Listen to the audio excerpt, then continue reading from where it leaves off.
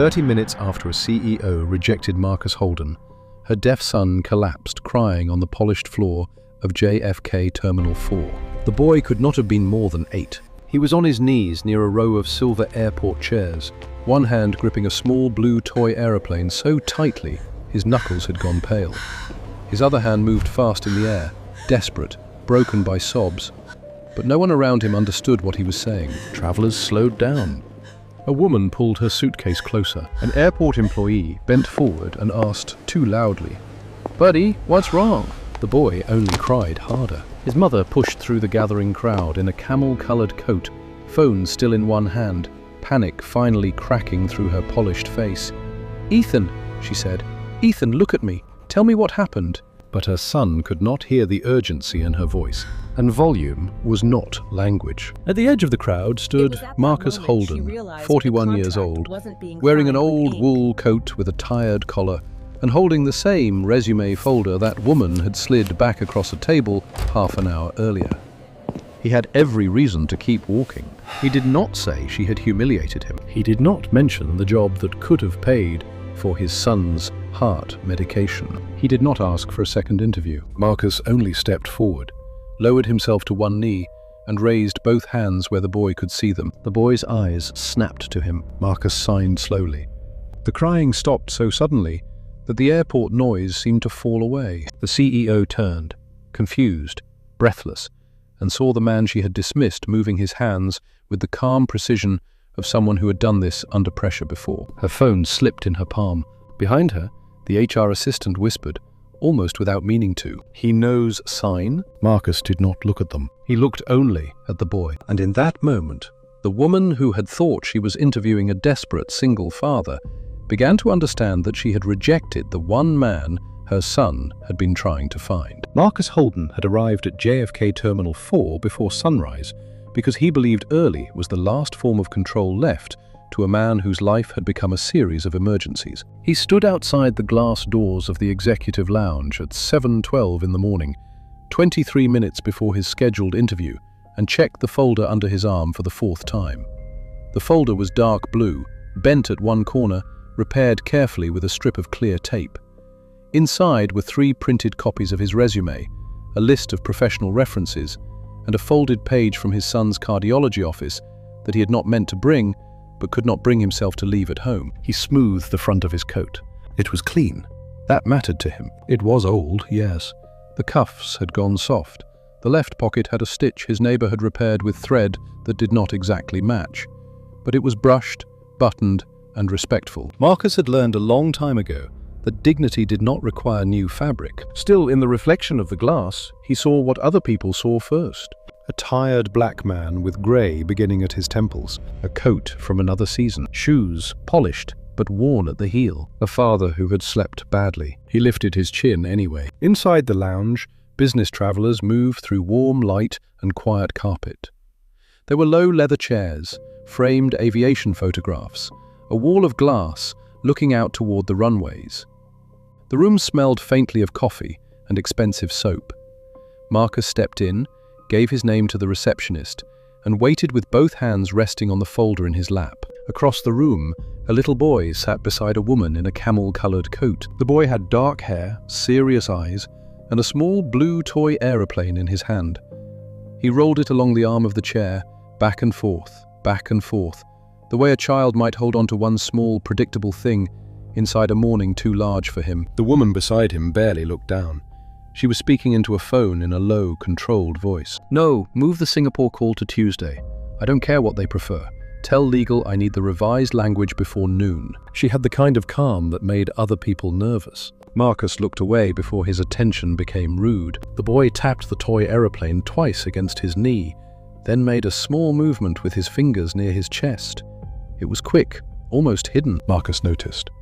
He did not react. A woman in a navy blazer approached him with a tablet held against her ribs. "Mr. Holden?" Marcus stood. "Yes, ma'am." "I'm Claire, Miss Whitmore's HR assistant. Thank you for coming in. Thank you for making the time." Claire's eyes flicked over his coat, his folder, then back to his face. Not cruelly, just quickly. The way people in polished rooms sometimes measured whether a person belonged before deciding how warmly to smile. If you'll follow me. Marcus followed her past the lounge chairs toward a private conference room with frosted glass walls. As he passed, the boy with the toy airplane looked up. For 1 second, their eyes met. The boy's hand opened and closed once around the aeroplane. Marcus gave him a small nod, nothing more, and kept walking. Inside the conference room, the woman in the camel coat entered 2 minutes later, still finishing her call. She did not sit immediately. She stood at the head of the table, phone at her ear, eyes on the runway beyond the glass. Then delay it, she said. If they wanted certainty, they should have answered last week. She ended the call and placed the phone face down on the table. Mr. Holden. Marcus stood again. Miss Whitmore? Vivian is fine, but her tone made clear it was not. She sat, opened his resume, and began reading with the speed of someone used to making decisions before other people had finished explaining themselves. Claire sat to the side with her tablet. She gave Marcus a brief, encouraging look, but her fingers were already poised to take notes. Vivian Whitmore was the CEO of Whitmore Global Systems, a company that moved medical technology, security equipment, and emergency communications hardware across borders. The position Marcus had applied for was Director of Crisis Communications Training. It was the kind of role that came with real salary, real benefits, and the possibility of not waking up every month doing math against medicine bottles. Marcus had prepared for the interview for 9 nights. He had researched the company. He had written answers by hand. He had practiced speaking about his government work without saying things he was still not allowed to say. Vivian turned a page. You've had several employment gaps. Marcus kept his hands still on the table. Yes. 3 consulting contracts in 4 years. Before that, government service listed broadly as language and communication support. Then, caregiving leave. Then a training role that ended after 11 months. Yes. She looked up. That is not a small amount of movement for a senior position. No, ma'am. Vivian, she corrected automatically. Marcus nodded once. Vivian. Her eyes returned to the page. This role requires stability. Clients panic, shipments fail, governments change rules overnight. Our people cannot become another variable. I understand. Do you? Claire's fingers stopped moving for half a second. Marcus answered evenly. I do. Vivian leaned back. Then help me understand why your resume reads like a man constantly leaving. There it was. Not a question, a verdict wearing a question's coat. Marcus felt the old instinct rise in him, the one that wanted to explain everything at once. The hospital hallway, the call from the school nurse, the nights translating silence for people who had no one else. The way government work could disappear behind words so plain they looked unimpressive. The way a father could make the responsible choice and still have it read as failure on paper. He did not say all that. My government work was specialized, he said. Some of it was contract-based. Some of it was classified in nature, so I have to describe it carefully. After that, my son needed medical care that required me to step back from full-time travel. Vivian's expression did not change, but something in her attention cooled. How old is your son? 12. And his care is stable now? Marcus paused only a fraction too long. Stable enough for me to return fully. Vivian noticed the pause. People like her always noticed pauses. They just did not always understand them. She tapped the resume once. This position pays $190,000 a year. It puts you in front of clients who expect polish, speed, and consistency. I need someone who can walk into a crisis and make people trust him immediately. Marcus looked at her directly. That is what I do. Your resume doesn't show that clearly. No, Marcus said, but my references will. Vivian's mouth tightened slightly, not quite a smile. References often say what candidates need them to say. Claire glanced down. Marcus heard the sentence beneath the sentence. You do not look like this room. You do not look like my clients. You look like a risk. Vivian closed the folder. The sound was soft. It still felt final. I appreciate you coming in, Mr. Holden. Marcus breathed in once through his nose. Claire looked up quickly, as if she had expected at least another round of questions. Vivian, did you want to ask about the Defense Department training modules I saw that section, Vivian said. Marcus turned slightly toward Claire, grateful but careful not to show too much of it. Vivian slid the resume folder back across the table. I'm going to be candid. I don't think this is the right match. Not for this level. Not at this moment. Marcus looked at the folder. The taped corner faced him like a small, embarrassing confession. "I understand," he said. Vivian seemed relieved that he was not going to argue. "You may be very capable, but this company needs a steadier profile." A steadier profile, not a steadier man. A profile. Marcus placed one hand on the folder and drew it back toward him. There was one question he had promised himself he would ask only if the interview went well. It had not gone well, but the answer still mattered. "If I had been selected," he said, "would the health benefits have started immediately?" Vivian blinked. For the first time, he had surprised her. "The benefits?" "Yes." Claire's face softened with understanding before she could hide it. Vivian's did not. "Typically after 30 days, she said, though executive roles have some flexibility." Marcus nodded. "Thank you." The CEO studied him now with a different kind of judgment, as if that question had confirmed something for her. Desperation, need, liability. "Mr. Holden," she said, voice lower, "I hope you understand that compensation cannot be the primary driver in a role like this." Marcus gathered his folder slowly. "It isn't," he said, but he did not explain. He thanked them both, shook Claire's hand, and shook Vivian's because he had been raised to leave rooms with the same dignity he carried into them, even when the room did not return it. Outside the conference room, the lounge felt brighter than before, harsher. Travelers checked watches, coffee machines hissed. A man laughed too loudly near the window. Marcus walked past the seating area and saw the little boy again. This time the child was standing beside Vivian's suitcase, while a driver or assistant adjusted luggage tags nearby. The boy held the toy airplane close to his chest. He looked overwhelmed by the movement around him, by the people crossing too close, by the announcements bleeding through the lounge entrance. Vivian came out behind Marcus, already on another call. "Yes," she said into the phone. "I'm done earlier than expected." Earlier than expected. Marcus kept walking. At the edge of the lounge, he stopped near a quiet corridor beside a vending machine and took out his phone. There were 2 missed calls from Mrs. Alvarez, his neighbor, and 1 text. He opened it. "Caleb is okay. Nurse said he was tired after breakfast. Resting now.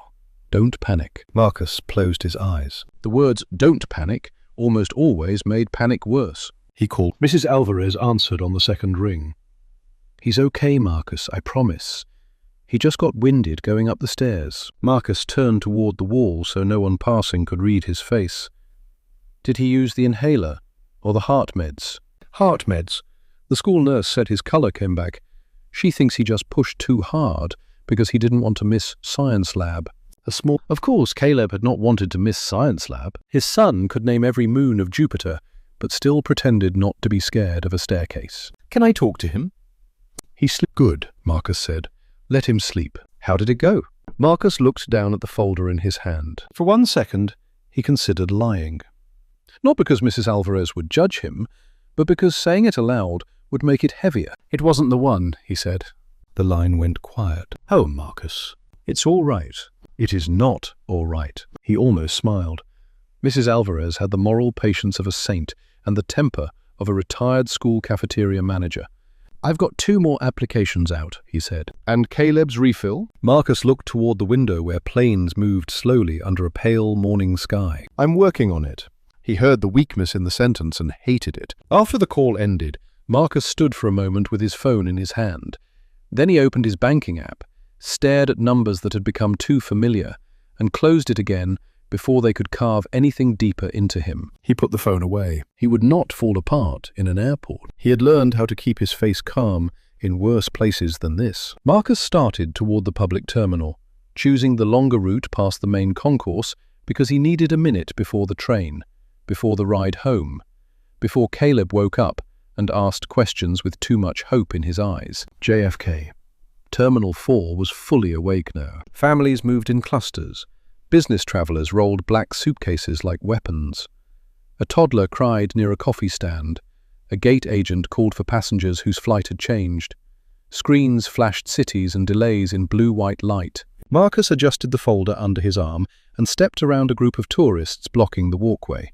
Then he saw the toy aeroplane hit the floor. It skidded across the polished tile, spinning once before stopping near the base of a metal chair. A second later, The boy from the lounge dropped to his knees. His mouth opened in a cry Marcus could not hear clearly over the terminal noise, but his hands were already moving. Fast, frantic, broken by fear. Marcus stopped walking. Vivian Whitmore turned from the gate counter, phone still pressed to her ear. "Ethan?" The boy signed again, harder this time, his face red, his breath catching. People began to look. An airport employee approached. Vivian lowered the phone and hurried toward him. "Ethan, what happened? Use your words." Marcus felt the sentence like a cold hand closing around his spine. Use your words. The boy had words. No one there could read them. Marcus stood still for one more second, the rejected resume folder pressed against his ribs, the ache of his own son's medicine still sitting behind his heart. Then Ethan's hands moved again. Marcus understood 3 signs before the boy's crying swallowed the rest. Scared. Gone. "Please." And Marcus Holden stepped toward the crowd. Marcus stepped through the half-circle of strangers, slowly, with both hands open, because the first thing a frightened child needed was not another adult rushing at him. "Give him space," he said, not loudly, but with enough weight that the nearest people moved before they realized they were obeying. The airport employee turned, annoyed at first, then saw Marcus's face and stepped back. Vivian Whitmore was kneeling beside her son now, one hand hovering near his shoulder, the other still holding her phone like some useless symbol of authority. "Ethan, look at me," she said. "Please, look at me. Tell me what happened." Ethan's eyes were wide and wet. His small blue airplane lay 3 feet away under the chair, but he did not reach for it. His hands kept moving in sharp fragments, then breaking apart when panic stole his breath. Vivian tried to catch his wrists. "Slow down, Ethan, slow down." Marcus felt the old professional warning rise in him. Do not trap the hands. Not when the hands are the voice. "Don't hold him," Marcus said. Vivian looked up as if she'd been slapped. For one raw second she did not recognize him. She saw only a man in an old coat interfering in the worst moment of her mourning. "Excuse me?" "His hands," Marcus said. "Please, don't hold his hands." Claire had appeared behind Vivian, tablet clutched to her chest, face pale with recognition. "Miss Whitmore," she whispered. "That's Mr. Holden." Vivian's eyes sharpened. The interview returned to her all at once, the taped folder, the employment gaps, the question about benefits, the quiet way he had accepted rejection. Her mouth tightened. "This is not a good time." Marcus looked past her to the boy. "No," he said, "it isn't." Ethan's breath hitched, then broke into another cry. The crowd leaned inward again, hungry with helplessness. Someone murmured that airport security should come. Someone else said maybe the child needed a doctor. Marcus lowered himself to one knee, not too close, not directly over the boy, but in his line of sight. He placed his resume folder on the floor beside him, as if setting down everything that had just happened. Then he lifted his hands and signed one simple sentence. "I'm here." Ethan froze. The cry did not stop completely, but it changed. It lost its sharp edge. His eyes locked onto Marcus's hands with the stunned focus of a child who had been screaming underwater and suddenly seen a door open. Marcus signed again, slower. "My name is Marcus. You are safe." Ethan's lower lip trembled. His fingers moved, uncertain at first, then faster. Vivian stared at her son's hands, then at Marcus, then back again, as if watching 2 locked rooms open into each other. "What is he saying?" she demanded. Marcus did not answer her immediately. He kept his attention on Ethan. That mattered. He had seen too many hearing adults treat deaf children as if they were messages to decode instead of people to ask. He signed, "Can I tell your mom?" Ethan shook his head hard, then signed again, eyes flooding. Marcus nodded.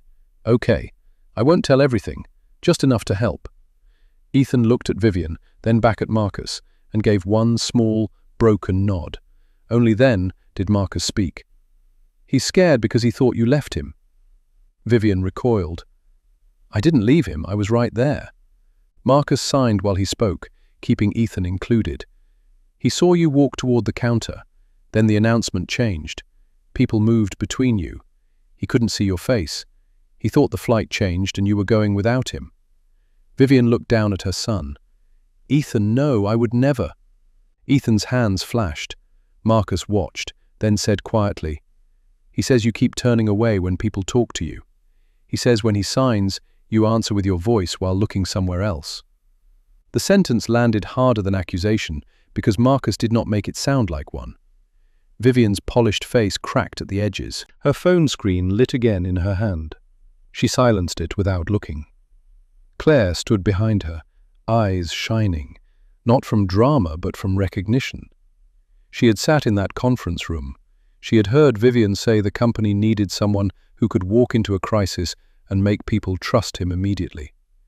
Now Marcus was doing exactly that, on an airport floor, with no title, no salary, no badge, and no promise that anyone would thank him. "Can you ask him what he needs?" Vivian said. Her voice had changed. It was still controlled, but the control was no longer made of certainty. It was made of fear. Marcus signed the question. Ethan's fingers moved in a rush. The first time, panic tangled the order. Marcus did not interrupt. He let the boy empty the fear from his hands. Then he signed, again, slower. "I'm watching." Ethan swallowed. He picked up the small airplane from where Marcus gently nudged it closer, pressed it to his chest, and signed again. Marcus nodded. "He says the airplane is his dad's plane." Vivian went still. Claire lowered her tablet. Marcus felt the air around the sentence change. Ethan signed more, and Marcus's face softened. "He says you promised he could hold it until boarding. Then when it fell and people stepped near it, he thought it would break. He tried to tell you, but you were on the phone." Vivian looked at the toy airplane as if she had never seen it before. "It belonged to his father," she said, barely above breath, "before he died." The crowd quieted in that strange way strangers do when private grief accidentally becomes public. Ethan pressed the plane harder to his chest. Marcus signed, "Your airplane is okay. Your mom is here. You are not in trouble." Ethan signed back, but his hands trembled. Marcus answered with patient, measured movements. He did not oversmile. He did not crowd the boy with cheer. He did not try to make the fear disappear faster than the child could release it. Vivian watched every motion. 30 minutes earlier, she had looked at the same hands resting on a taped folder and seen nothing remarkable. Now those hands were turning chaos into language. An airport employee crouched nearby, no longer trying to take charge. "Should we call medical?" he asked. Marcus glanced at Ethan's breathing, his color, the way his shoulders were gradually lowering. "Not yet. Give him quiet. Move the crowd back another few feet." The employee nodded immediately. Not because Marcus had authority on paper, but because competence has a sound even when spoken softly. "Everyone, please step back," the employee said. "Give them room." A woman with a suitcase whispered, "Is he a doctor?" Claire answered before she could stop herself. "No, he was here for an interview." The woman looked confused. "For what?" Claire did not reply. She was watching Vivian. Vivian moved closer to Ethan, then stopped herself before entering his space too quickly. Marcus saw it and gave a small nod. "Let him see your face first," he said. "Then sign what you can." Vivian's eyes flickered with embarrassment. "I'm not fluent." "Then don't pretend to be. Use what he knows you know." That could have sounded cruel. Marcus made it practical. Vivian swallowed, lifted one hand awkwardly, and signed, "I'm sorry." Ethan looked at her hand, then at her face. Vivian's fingers shook. She signed again, slower. "I'm sorry. I see you." Ethan's expression crumpled, but this time it was not panic. It was the terrible relief of finally being reached. He leaned into his mother, and Vivian wrapped one arm around him without trapping his hands. With her free hand, she touched the toy airplane, then touched her chest. "I remember," she whispered. "I remember, baby." Marcus looked away. Some moments did not need witnesses, even if they happened in public. He reached for his résumé folder. The taped corner had picked up a thin line of dust from the floor. He brushed it with his thumb and began to stand. Vivian looked up quickly. "Wait!" Marcus paused. Ethan was still pressed against her, but his eyes followed Marcus as if afraid the one person who understood him might vanish. Marcus signed, "I'm not leaving yet." Ethan relaxed slightly. Vivian saw it. There was pain in her face now, and beneath it something more complicated. Shame, gratitude, and the first clear awareness that she had misread the man in front of her with the same carelessness she sometimes misread her own son's silence. "How did you know what to do?" she asked. Marcus stood fully, but kept his posture easy so Ethan would not think the conversation was ending. "I listened." Vivian's mouth parted. "That is not an answer. It's the first answer." Claire stepped closer. "Mr. Holden, you sign fluently." Marcus glanced at her. "Yes. It wasn't in your resume like that." Well, some things are hard to summarize in one line. Claire's eyes dropped to the folder in his hand. She remembered the line Vivian had passed over. Specialized communications support, Department of Defense, training environments. She had wanted to ask. She had almost asked. Vivian had moved on. Now Claire's regret was visible enough that Marcus felt sorry for her too. She had been an assistant in a room where power had already made the decision. Ethan tugged lightly at his mother's sleeve and signed something toward Marcus. Vivian looked helplessly between them. Marcus interpreted only after Ethan nodded permission. "He wants to know if I am deaf." Vivian looked embarrassed that she had not understood even that. Marcus signed his answer first. "No, hearing. But I worked with many deaf people. They taught me to listen with my eyes." Ethan studied him, then signed again. Marcus smiled for the first time that morning, small and real. "He says hearing people are bad at that." A ripple of uncomfortable laughter moved through the nearest witnesses. Vivian gave a broken laugh of her own, but tears were standing in her eyes. "He's not wrong," she said. Ethan watched her mouth, then her hands. Vivian tried to sign, "You are not wrong." She stumbled through it, and Ethan corrected her finger position with the solemn authority of an 8-year-old who had suddenly regained his ground. Marcus saw Vivian accept the correction without defensiveness, and for the first time he believed she might learn something from the morning besides guilt. The airport employee returned. "Ma'am, they can hold boarding for a few minutes if needed. We explained there was a medical situation." "It's not medical," Vivian said automatically. Then she looked at Ethan and corrected herself. "It was communication." Marcus glanced at her. She had said it to the employee, but the apology inside it was for her son. Ethan picked up on enough to lean closer to her. The crowd began to loosen. People love crisis, but they lose interest when the crisis becomes intimate work. Suitcases started rolling again. Announcements resumed their dominance overhead. Life at Terminal 4 continued, indifferent and enormous. Marcus took one step back. He should have water, and a quiet place before boarding, if they can give you one. Vivian nodded quickly, turning to Claire. "Can you arrange that?" Claire blinked, surprised to be addressed as if her judgment mattered again. "Yes, I'll ask the lounge staff." "And Vivian," Marcus said. Her eyes came back to him. It was the first time he had used her first name without the careful distance of the interview. "When he signs fast, don't tell him to slow down first. Tell him you're watching, then ask again." Vivian absorbed it like instruction from a person she should have hired to teach an entire company. "Tell him I'm watching," she repeated. Marcus nodded. That comes before understanding.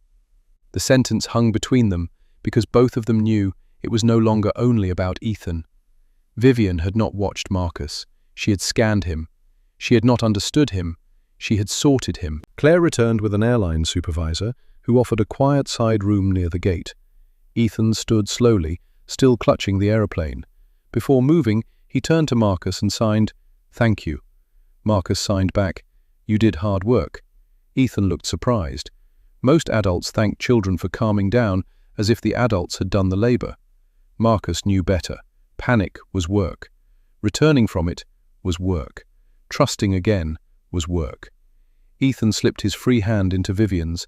This time, Vivian looked down before walking, making sure she had his eyes. She signed, "Together?" It was clumsy. It was enough. Ethan nodded. Marcus should have left then. Every sensible part of him knew it. The train would be crowded. Caleb would wake soon. There were applications to send, bills to rearrange, pharmacies to call, and a body-deep exhaustion he could not afford to name.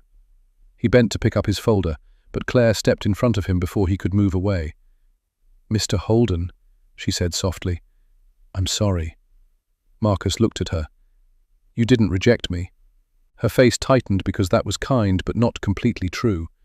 In rooms where unfairness happened, silence left fingerprints too. "I should have pushed harder," she said. "Your résumé, the government work, I saw it."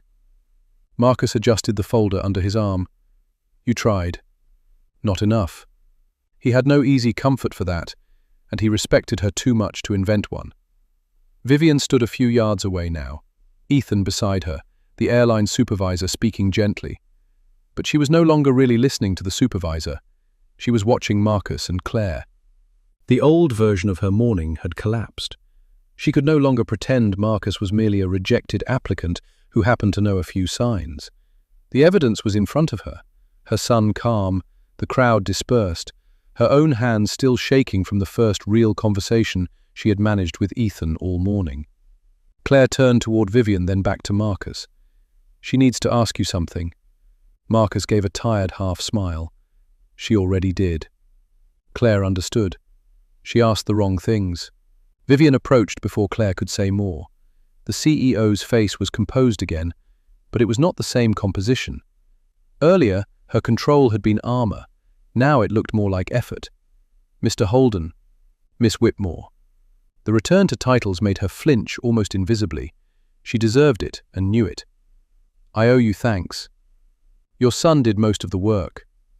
You helped him breathe." "I helped him be understood." Vivian looked toward Ethan, who sat now in a quieter corner, with Claire beside him, showing her the toy airplane with solemn importance. "I did not know you could sign." Marcus held her gaze. "You didn't ask." The words were not loud. They did not need to be. They crossed the space between them and opened the conference room again. Vivian closing the folder. Vivian deciding that gaps meant instability. Vivian treating his question about benefits like proof of misplaced priorities. Behind her, Claire lowered her eyes. The airport employee who had helped move the crowd looked from Vivian to Marcus, sensing only the surface of a deeper story. Vivian inhaled. "You're right." That was all she said at first, and because she did not dress it up, Marcus waited. "I didn't ask," she continued. "I made assumptions based on what I thought I saw." Marcus's expression stayed neutral, but something behind his eyes sharpened. "Most people do." "Well, that doesn't excuse it." "No," he said, "it doesn't." Vivian looked as though she had expected him to soften the truth for her. He did not. Strange as it was, that seemed to steady her. "Claire mentioned your Department of Defense experience." Marcus's jaw shifted slightly. "In the interview?" "She tried to." Vivian closed her eyes for half a second. "I moved past it." "Yes." "Was it sign language related?" Marcus looked toward Ethan. The boy was watching them now, still holding the airplane. Marcus gave him a small, reassuring nod before answering. "Among other things." Vivian waited for more. Marcus did not give it. He had learned that some people treated your life like a locked cabinet only after they realized there might be valuables inside. They wanted the drawer opened quickly then. They wanted the full inventory. Marcus had spent too many years protecting other people's words to hand his own to someone who had not earned them yet. Vivian seemed to understand that the silence was not emptiness, it was a boundary. "I mishandled your interview," she said. "Yes." Claire looked up, startled by the directness. Vivian accepted it. "I also mishandled my son." Marcus did not answer immediately. That confession cost her more. "You love him," he said. Vivian's eyes brightened. "More than anything." "Then learn his language like that's true." The sentence struck her harder than anything else he had said. Her mouth trembled once before she controlled it. "I've tried." "Try differently." The airport noise swelled around them. Wheels over tile, gate announcements, coffee orders, boarding calls, the endless machinery of people going somewhere. Vivian Whitmore, who commanded boardrooms and shipping routes, and men who wore watches worth more than Marcus's car, stood in the middle of it and had no defense. Claire stepped beside Vivian, holding the résumé folder copy she had apparently retrieved from the lounge. "Vivian," she said quietly, "the role requires crisis communication across language barriers, accessibility protocols, and high-pressure client training." Vivian did not take her eyes off Marcus. "I know what the role requires." Claire's voice strengthened by one careful degree. "I don't think we did 30 minutes ago." That was the public turn, not dramatic, not shouted, but clear enough that the airline supervisor heard it, clear enough that the airport employee glanced at Marcus again, clear enough that Vivian's authority, for once, did not erase the truth in the room. Marcus felt the old discomfort of being seen after being dismissed. It was not triumph. People imagined vindication felt clean. It did not. Sometimes it felt like standing in the same wound while everyone finally admitted there was blood. Vivian looked at Claire's copy of the résumé. "May I?" Claire handed it over. Vivian opened it, slower this time. She did not skim. Marcus watched her read the lines she had passed over before. Department of Defense Communications Support, Interpreter Coordination, Emergency Language Access Training, Cross-Cultural Response Protocols, Sensitive Environment Facilitation. In the conference room, those phrases had looked administrative. After Ethan, they looked different. Or maybe Marcus looked different, and the words were finally allowed to mean what they meant. Vivian touched one line with her thumb. "Why didn't you explain this?" Marcus almost laughed, but there was no humor in it. "I did." She looked up. "Not like this. You didn't give me a reason to believe more would help." Claire's lips parted slightly. Vivian took the answer without protest, because the evidence of it was still alive between them. She had not wanted context. She had wanted confirmation. And Marcus, with the weary intelligence of a man who had been judged many times, had known the difference. Ethan rose from the quiet corner and walked back to them, still holding the toy airplane. Vivian immediately turned her body toward him, making sure he could see her face. Marcus noticed. Ethan signed something to Marcus. Vivian watched carefully, but could not catch it. Marcus signed back, then spoke only after Ethan nodded. "He wants to know if I can come on the plane." Vivian let out a soft, broken breath, half laugh and half sob. "Ethan." Marcus smiled gently and signed to the boy. "I have to go home to my son." Ethan considered that. Then he signed, "Your son deaf?" Marcus shook his head. "No, sick heart." The answer came before Marcus thought to hide it.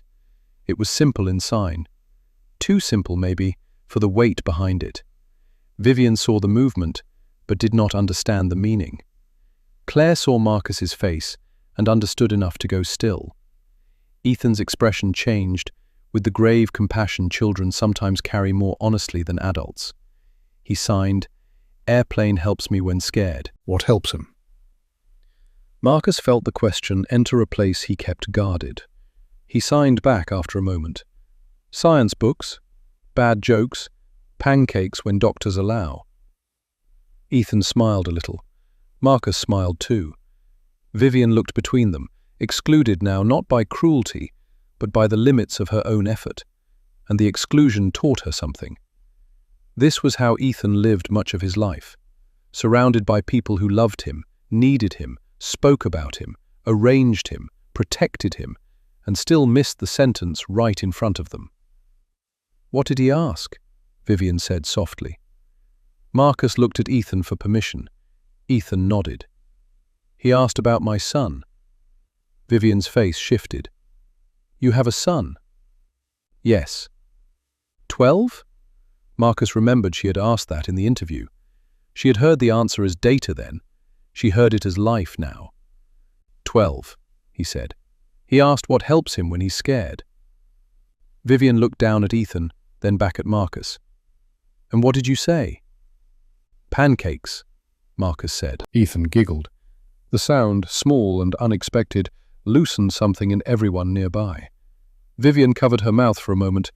It was the first time all morning her son had laughed. The gate agent announced pre-boarding for families needing extra assistance.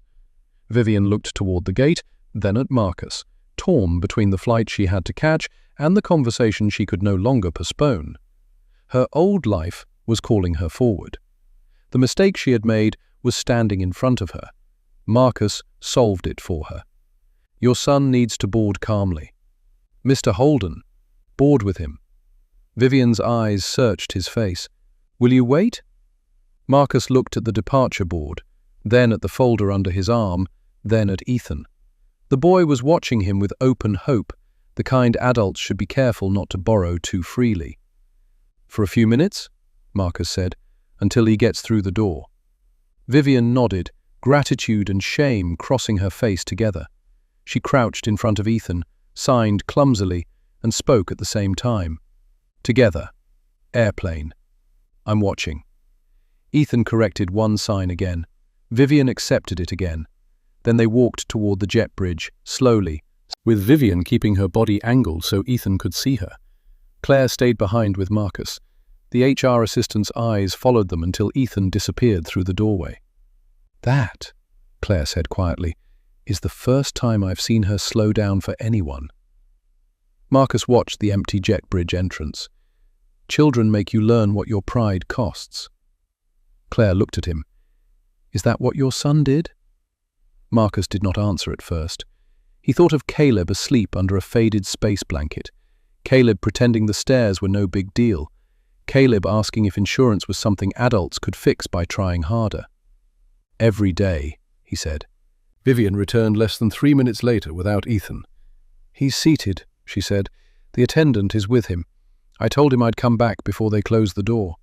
She was out of breath, though she had barely run. Marcus recognized the look. Not physical exhaustion, emotional altitude. She had climbed too quickly into an understanding she should have reached years ago. Thank you for waiting, she said. Marcus nodded. Goodbye, Ms. Whitmore. He turned to leave. Please don't. The words came out faster than she intended. Marcus stopped, but did not turn all the way back. Vivian lowered her voice. I know I don't have the right to ask you for anything. Then don't. Claire looked down, but Vivian did not retreat. I'm asking anyway. Marcus faced her now. For what? Vivian held up the résumé, no longer like a file she owned, but like evidence she had mishandled. For 10 minutes, not an interview, not yet. 10 minutes to understand what I failed to understand in that room. Marcus studied her. A boarding announcement echoed overhead.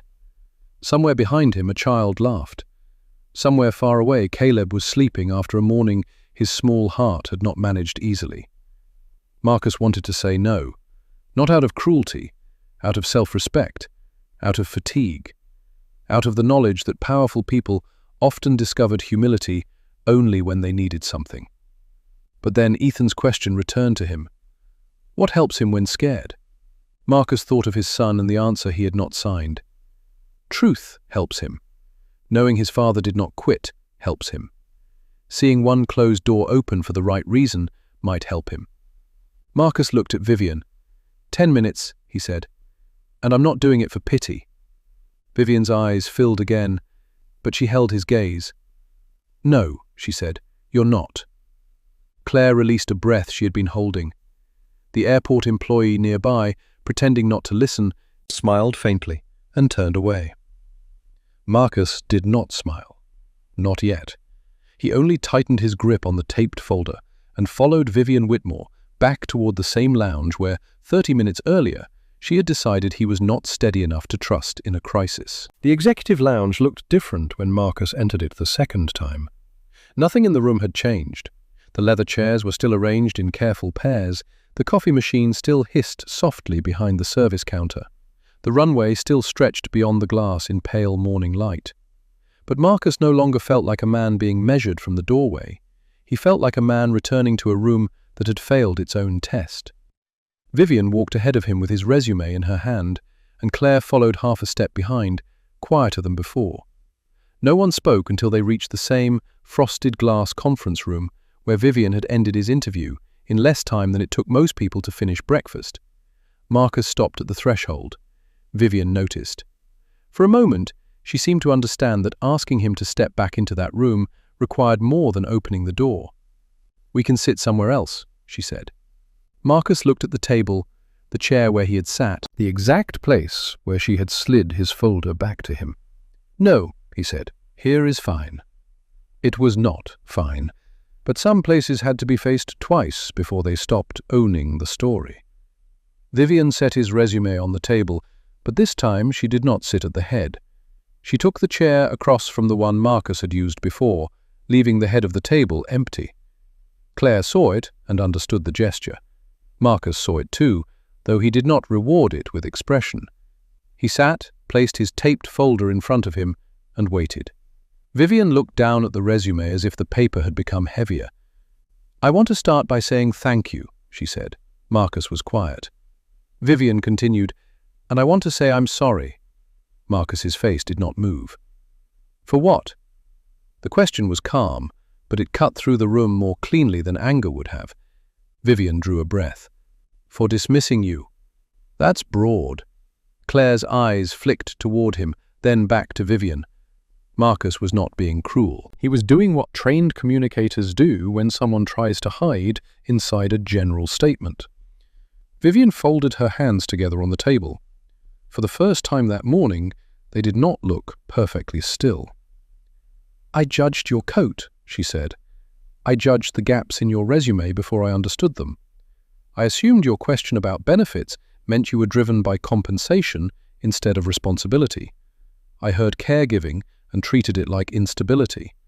I saw an old folder and decided it told me more about you than your work did." Marcus looked at her for a long moment. "That is closer." Vivian accepted the correction. "I also interrupted Claire when she tried to ask about your government experience." "Yes. And I used the word stable as if pressure had never touched you." Marcus's eyes lowered briefly to the folder under his hand. "Pressure touches everyone. Some people just get better lighting when it happens." Claire's mouth tightened, not quite a smile, because the sentence was too true to be clever. Vivian absorbed it. "You're right." "I know." The old Vivian might have bristled at that. This Vivian did not. Outside the conference room, airport life moved in soft blurs through the frosted glass. Inside, the silence held. Vivian opened the résumé to the section she had skimmed before. "Department of Defense Communications Support," she read. "Interpreter coordination, emergency language access training, cross-cultural response protocols, sensitive environment facilitation." She looked up. "I treated these like vague phrases." Marcus said, "They had to be vague." "Because of classification?" "Partly." "And partly?" Marcus leaned back slightly. "Because some work is not easy to translate for people who think value always announces itself loudly."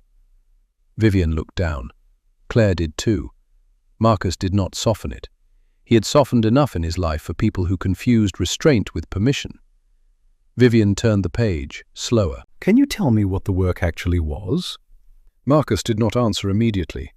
Enough for the role, yes, not enough for curiosity. Vivian nodded. "Fair?" Marcus placed both hands flat on the table. "I worked with deaf and hard-of-hearing personnel, contractors, family members, and civilians in high-pressure environments. Sometimes training, sometimes live communication support, sometimes de-escalation. Sometimes making sure the person with the least power in the room was not also the least understood." Vivian's eyes lifted. The sentence had reached her. Marcus continued. "I trained teams who thought accessibility was a compliance box until a real emergency showed them it was a leadership issue. I helped build protocols for situations where delay, confusion, or ego could put people at risk. I taught hearing officials that speaking louder is not strategy." Vivian flinched because 30 minutes earlier, on the terminal floor, she had spoken louder to her son. Marcus noticed and continued anyway. "I also learned from people who had spent their whole lives reading rooms more accurately than the rooms read them. Deaf colleagues taught me patience. They taught me precision. They taught me that eye contact can be respect, that hands can carry urgency without violence, and that silence is not absence." Claire had stopped taking notes. Vivian had stopped pretending this was only about a hiring mistake. "Why did you leave?" Vivian asked. Marcus's gaze shifted to the runway beyond the glass. "My son got sick." The sentence was simple. That made it worse. Vivian looked at Claire, then back to Marcus. Caleb? Marcus's eyes returned to her. You remember his name? You told me he was 12. I didn't ask his name. No, Marcus said. You didn't. Vivian swallowed. What happened? Marcus looked down at his hands. The same hands that had calmed Ethan, the same hands Vivian had ignored when they rested on his folder. Congenital heart condition. Managed, but not simple. Some months are normal. Some months are a calendar full of specialists, pharmacy calls, school plans, and nights where you listen to your child breathe like your own life depends on it. Claire blinked hard. Vivian's voice lowered. And the benefits question. Marcus gave a small nod. Medication changes, insurance gaps, a refill that costs more than my rent if the wrong paperwork lands on the wrong day. Vivian closed her eyes briefly. I thought... She stopped herself. Marcus finished for her. You thought I was asking because I wanted the salary before the work. Vivian opened her eyes, wet now. Yes. I was asking because my son's refill window is not impressed by professional pride. The sentence landed with no ornament, and that made it impossible to avoid. Vivian pressed her fingertips to the résumé, as if she needed contact with the evidence of her own failure. I am sorry, she said again. Marcus watched her. This apology was different. It had names now. It had shape. It knew where it had done damage. I believe you are sorry, he said. Vivian looked relieved for half a second. Then Marcus added, That does not mean you know what to do with it. She sat back.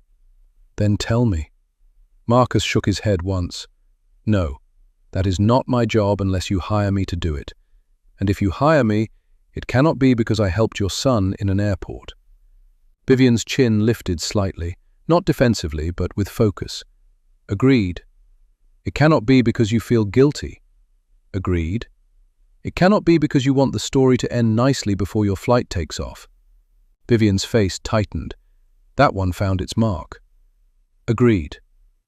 Claire looked between them, realizing that the interview had finally begun. Vivian took the résumé, closed it, and set it between them.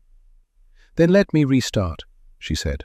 Marcus Holden, based on what I saw in the terminal, based on the professional history I failed to evaluate properly, and based on the requirements of this position, I would like to conduct the interview I should have conducted the first time.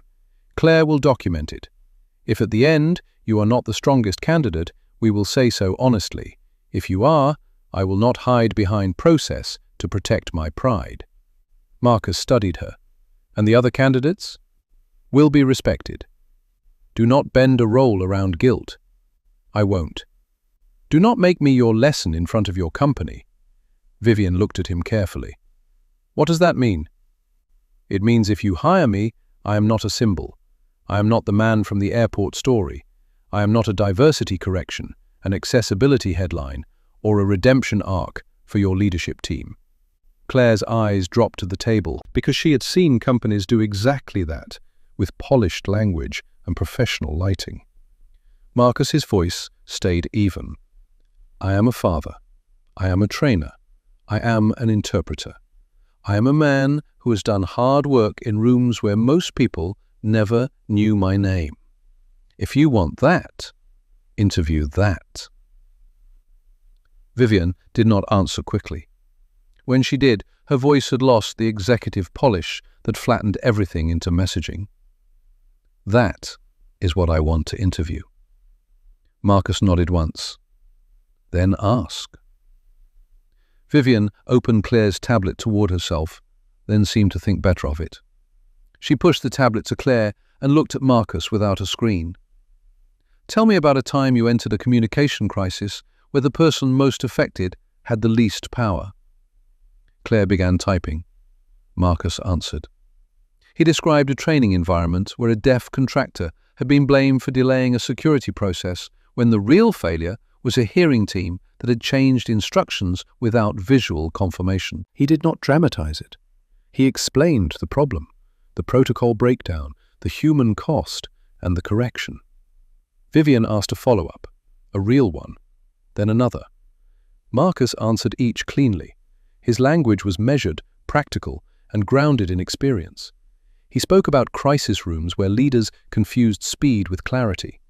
He explained how panic travels through a group when no one owns the communication channel. He described the difference between translation and access, between compliance and trust, between giving instructions and confirming understanding. Claire typed faster. Vivian listened harder. Outside the glass, a plane moved slowly toward the runway, its body catching morning light. Inside the room, the shape of Marcus's life began to alter in Vivian's mind. Not because he made it sentimental, because he made it undeniable. After 20 minutes, Vivian said, "The terminal incident with Ethan. Walk me through what you did first." Marcus did. I control distance before language. Open hands, lower posture, eye level, no grabbing, no crowd pressure. I identified his communication mode, asked permission before interpreting, and protected what he did not consent to share. Vivian looked stricken again. "You asked my son's permission before telling me?" "Yes." "He is 8. He is a person." The correction was quiet. It changed the air. Vivian looked toward the doorway, as if she could see through walls to the jet bridge, to the plane, to Ethan seated somewhere with his toy airplane, and a flight attendant, who hopefully knew to face him when she spoke. "I talk about him constantly," she said. "Doctors, schools, assistants, travel staff. I talk about him like managing his life is the same as knowing it." Marcus did not rescue her from the realization. Claire's typing slowed. Vivian turned back. "Could you build training around this?" "Yes." "For executives?" "Especially for executives." Claire almost smiled. Vivian noticed. "You agree?" Claire looked up, startled to be invited. Then she set her shoulders. "I do. We have accessibility policies, but they're treated like legal documents, not living systems. We train for optics, not pressure." Vivian looked pained, but she nodded. "What else?" Claire glanced at Marcus, then back at Vivian. "We almost missed him because his resume did not look like our usual leadership pipeline. That is also a systems problem." Marcus respected her for saying it in the room. Vivian looked at the resume. "Yes," she said, "it is." The admission did not fix anything, but it was a door opening. Vivian's phone buzzed, then buzzed again. She turned it over. The screen showed the airline calling from the gate. Her face changed instantly from CEO to mother. "I have to board." Marcus nodded. "Then board." Vivian stood, then stopped. "I don't want to leave this unfinished." "It is unfinished," Marcus said. "Most important things are." Claire gathered her tablet, but Vivian remained still, visibly fighting the desire to force resolution before consequence could catch up. "I want to offer you the position," she said. Claire's fingers froze. Marcus did not move. Vivian corrected herself before he had to. "No, I want to say that clearly because it is true. But I also hear what you said. So here is what I can do properly. Claire will schedule a formal final interview this afternoon by video, with our COO and head of training included. Your full experience will be reviewed, not skimmed. I will disclose that I mishandled the first interview, and that new information came to light because I failed to ask. If the panel agrees, I will extend the offer today, in writing, with benefits terms clarified by HR. Marcus looked at Claire. "Can benefits be active immediately?" Claire answered before Vivian could. "For director-level roles, yes. It requires executive approval, but it is allowed." Vivian said, "Approved, if the offer is made." Marcus's jaw tightened. The words, "if the offer is made," mattered. They protected both the dignity and the process. "And if the panel says no?" he asked. Vivian held his gaze. "Then I will still connect you with 3 organizations that need exactly what you do, and I will do it without making myself the hero of the email." Marcus looked at her for a long moment. "That is the first useful thing you've said that was not about guilt." A faint, wounded smile touched her face. "I'm learning. Learn faster. Your son needs it." Vivian's eyes filled again, but this time she smiled through it, small and real. "Yes," she said, "he does." Her phone buzzed a final time. Claire stepped to the door. "Vivian, you have to go." Vivian looked at Marcus. "Will you take the final interview?" Marcus thought of Caleb, not as tragedy, as a boy who loved science books and terrible pancakes, who measured hope by whether his father's voice sounded lighter when he came home. He thought of Ethan's hands asking what helped his son when he was scared. He thought of the folder repaired with tape, and of all the rooms that had mistaken wear for weakness. "Yes," he said. Vivian released a breath. "Thank you." Marcus stood. "Don't thank me yet." "Why?" "I still have to decide if I want to work for you." Claire's eyes widened. Then, unexpectedly, Vivian laughed. Not because it was funny, but because it was deserved. "Fair." She extended her hand. This time Marcus looked at it before taking it. The handshake was different. Not warmer exactly, truer. Vivian picked up her coat, then paused at the door. "Marcus?" He looked over. "I am going to learn enough sign to stop making my son meet me alone halfway." Marcus nodded. That would be a beginning. Vivian left then, walking quickly toward the gate, no longer with the untouchable glide of a woman controlling a morning, but with the urgency of a mother late to a lesson her child had been offering for years. Claire stayed behind. For a few seconds she said nothing. Then she closed the conference room door gently, as if the room had become a place that deserved quiet. "I really am sorry," she said. Marcus reached for his folder. "I know. I should have interrupted harder." "Probably." She winced, then nodded. "I will next time." Marcus looked at her. "Do not wait for a next time if you already know what is happening." Claire absorbed that like instruction, not accusation. "Understood." She tapped her tablet. "Can I send the formal interview invitation to the email on your résumé?" "Yes." "This afternoon?" "After 3. I need to check on my son first." Claire's face softened. "Of course." Marcus started toward the door. "And Claire?" "Yes?" "In the notes, do not write that I saved the CEO's son." Claire looked confused. "What should I write?" Marcus opened the door. "Write that you resumed evaluation after observing relevant job performance under live crisis conditions." Claire stared at him, then laughed once quietly. "That is very HR." "That is very true." Her smile faded into respect. "I'll write it exactly." Marcus stepped out of the lounge and back into the terminal. The crowd had swallowed the earlier crisis completely. No one knew that a boy had panicked there, that a mother had been changed there, that a rejected man had been invited back through a door he had every right to leave closed. The blue toy airplane was gone with Ethan. The polished floor showed no trace of tears. Airports were good at erasing evidence. Marcus was not. He carried every moment with him as he walked toward the train. His phone buzzed before he reached the escalator. Mrs. Alvarez. He answered immediately. "Is he okay?" "He just woke up," she said. "He wants to know if you got the job." Marcus stopped near a window overlooking the taxi lanes. Outside, morning traffic moved in slow silver lines. "Can I talk to him?" There was muffled sound. Then a smaller voice came through, sleepy and thin but trying to sound normal. "Dad?" Marcus closed his eyes. "Hey, astronaut. Mrs. Alvarez said you had an interview with airport people." "Not exactly airport people." "Did they like you?" Marcus looked down at his old coat, his worn shoes, the taped folder under his arm. He thought about telling Caleb the truth plainly. First no, then maybe. But children with sick hearts often became experts in adult fear, and Marcus did not want to hand his son another uncertainty shaped like hope unless he could hold it with him. "It was complicated," Marcus said. Caleb was quiet. "Complicated bad?" Marcus leaned his shoulder against the glass. "Complicated surprising." "Well, that's not an answer." Marcus smiled, despite the ache in him. "You sound like your doctors." "Dad?" Marcus looked out at a plane lifting into the pale sky.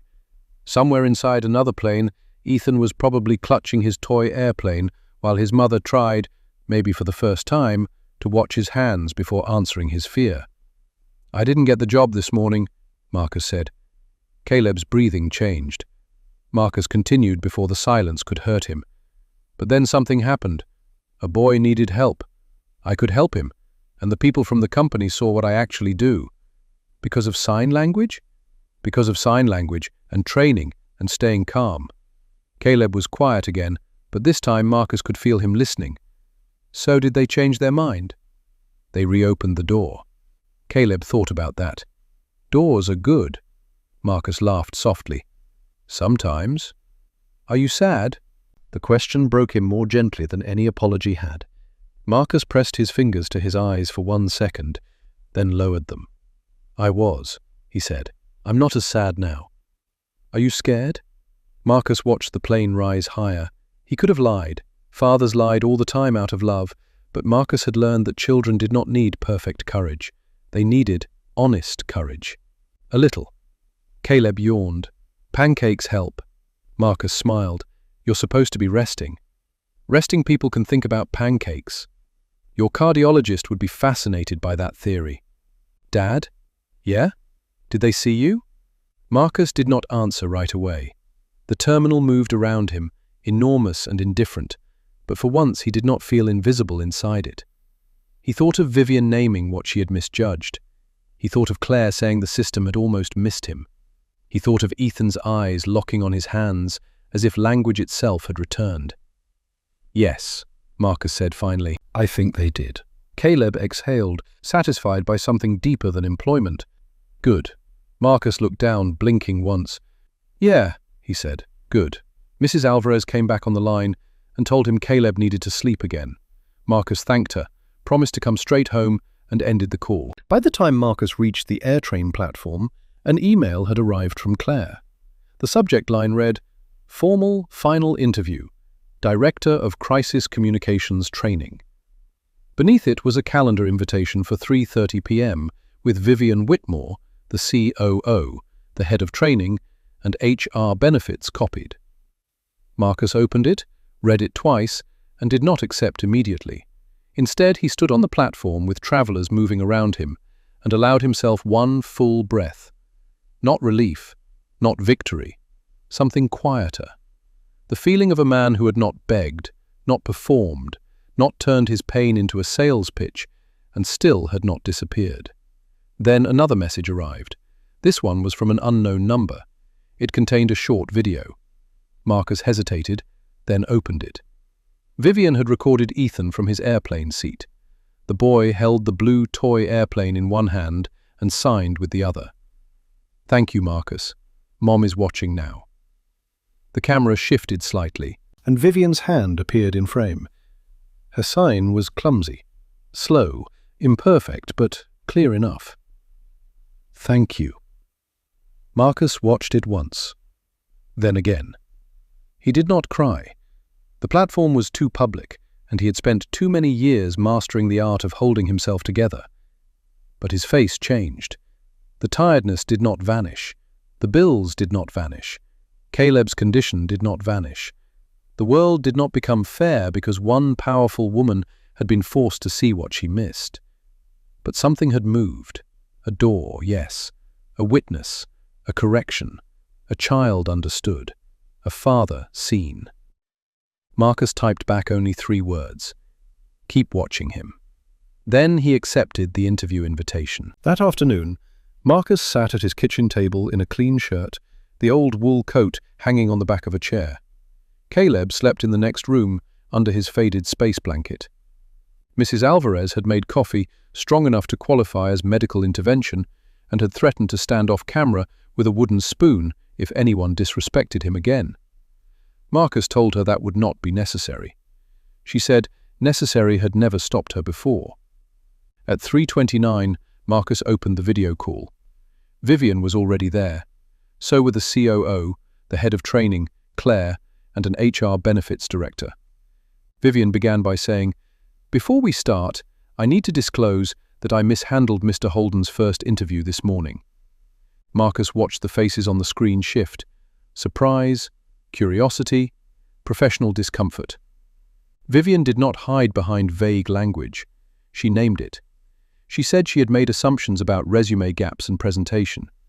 She said she had failed to explore relevant expertise. She said subsequent events had demonstrated direct alignment between Marcus's experience and the role's core responsibilities. Then she stopped talking and let the interview begin. This time they asked, Marcus answered. He described training structures, accessibility audits, crisis simulations, executive coaching, interpreter coordination, and the leadership failure that happens when companies treat communication as a broadcast instead of a relationship. The COO leaned forward. The head of training took notes. The benefits director asked practical questions. Claire smiled once when Marcus used the phrase, "live crisis conditions." Vivian mostly listened. Near the end, the COO said, "Mr. Holden, what would you change first if you joined us?" Marcus did not hesitate. "Your crisis training likely assumes the loudest person is the person with the most urgent need.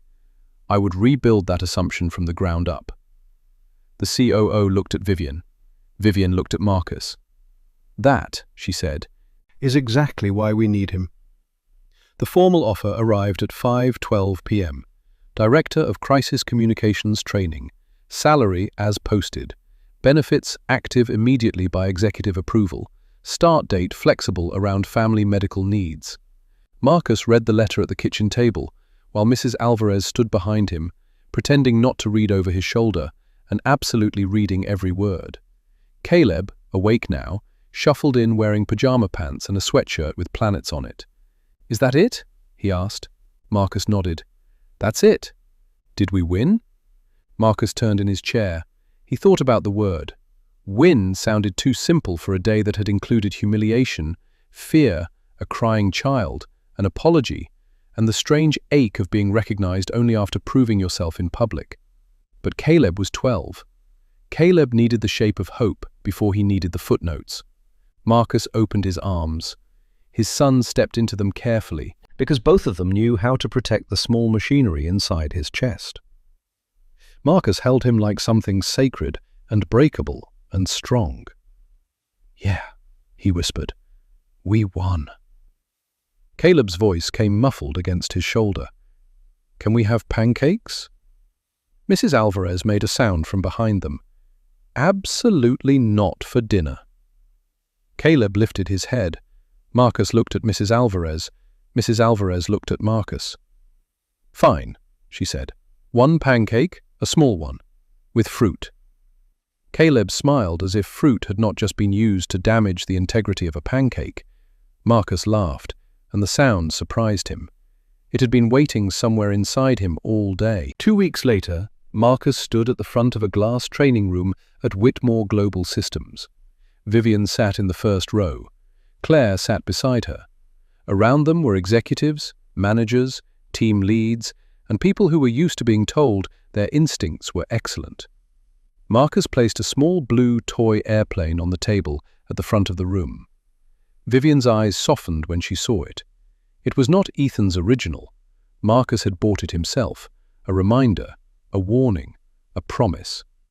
"Most organizations," Marcus began, "do not fail in crisis because no one is speaking. They fail because everyone assumes speaking means being understood." The room grew still.